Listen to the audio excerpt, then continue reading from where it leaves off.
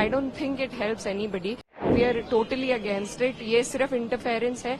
UP में जितनी बड़ी हार मिली है उसी का बदला लेने के लिए सबसे पहले माइनॉरिटीज पर अटैक होता है। मैं खुद एक मुस्लिम महिला हूं और मैं बहुत अच्छी तरीके से पहले भी जब ट्रिपल तलाक का बिल आया था तो भी यही कहा गया था। देखिए, ये एक बहुत पुराना चैरिटेबल एक इंस्टीट्यूशन है।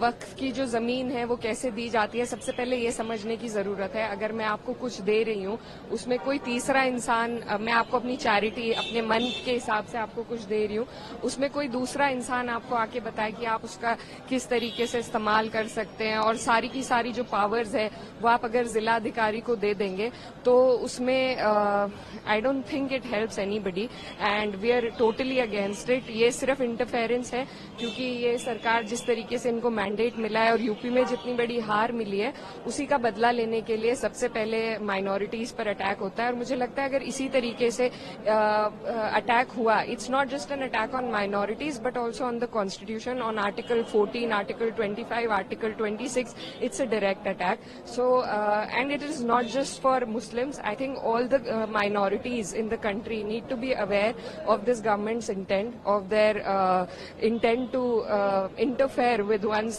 personal beliefs and religious institutions. So I think this is not what my country stands for. This is not what my constitution stands for, and we stand against this bill and we will oppose it tooth and nail. but इकरा यहाँ पर जो bill में government की तरफ से बोला गया, जो पीड़ित, खासकर बार बार बोला गया, जो पीड़ित मुस्लिम महिलाएं हैं उनको इंसाफ दिलाना है, जो पीड़ित मुसलमान हैं, ये धर्म से इसको बिल्कुल जोड़े नहीं जाना चाहिए। ऐसा बिल्कुल भी नहीं है कि मुस्लिम के खिलाफ क्लियरिटी इसमें है, उसके बावजूद क्यों आप लोगों को लगता है कि this is against the religion, ये मुस्लिमों के खिलाफ है? देखिए, सुपरफिशियली ये जो सरकार है कुछ भी बदलाव लाने के लिए हमेशा महिलाओं का इस्तेमाल, मैं खुद एक मुस्लिम महिला हूं और मैं बहुत अच्छी तरीके से पहले भी जब ट्रिपल तलाक का बिल आया था तो भी यही कहा गया था।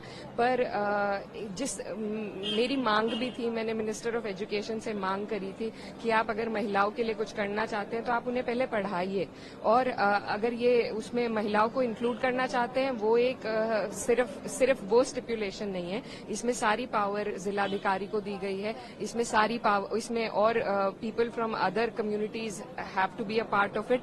तो इस तरीके के बहुत प्रावधान है, सिर्फ उसको सेल किया जा रहा है कि हम विमेन को इसमें इंक्लूड कर रहे हैं। पर जैसा अभी हमने देखा है ट्रिपल तलाक में, अब क्या होता है, there are a lot of abandonment cases. पहले तलाक हो जाते थे लेकिन अब औरतों को सिर्फ अबैंडन कर दिया गया है, और जो उनके पति हैं वो जेल चले जाते हैं, वो उनके पास वैसे भी उन्हें कुछ उससे फायदा नहीं होता है, तो सुपरफिशियली उसे दिखाने के लिए महिलाओं का वो नाम का इस्तेमाल करते हैं। बट इंटेंट जो उनकी है वो पूरा विपक्ष, पूरा देश और सब लोग समझते हैं, and I think all the minorities of this country are together in it and we will oppose it. News Nation अब व्हाट्सएप पर खबरों के ताजा अपडेट के लिए न्यूज नेशन के इस QR कोड को स्कैन करें।